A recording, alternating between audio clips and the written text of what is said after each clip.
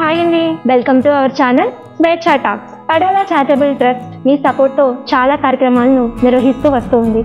మరి ముఖ్యంగా menstrual hygiene కి సంబంధించి మే మంత్ అంతా కూడా వివిధ క్యాంపెయిన్, కాంటెస్ట్ మరియు అవేర్నెస్ సెషన్స్ తో మీ ముందుకు రావడం జరుగుతూ ఉంది. అలానే ఈ ఇయర్ కూడా ఒక మంచి కాన్సెప్ట్ తో మీ ముందుకు రావడం జరిగింది. ప్రతి ఇయర్ మెన్స్ట్రువల్ హైజీన్ కి సంబంధించి వాటి చుట్టూ ఉండే మిత్స్ గురించి ఇలా చాలా విషయాలు మీరు తెలుసుకుంటూ వస్తూ ఉన్నారు. అయితే ఈ ఇయర్ ఏంటంటే స్వేచ్ఛా సెషన్స్ ద్వారా హైజీన్ పరంగా మాకు వచ్చిన సక్సెస్ స్టోరీస్ ను మీతో షేర్ చేసుకోవాలనుకుంటున్నాను.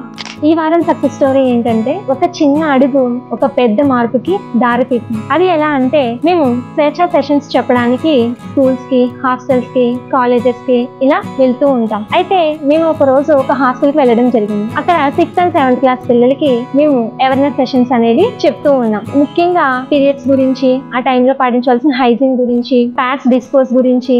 అయితే మేము అక్కడ స్వేచ్ఛా సెషన్ కంప్లీట్ చేసుకున్నాము, వచ్చేసాము.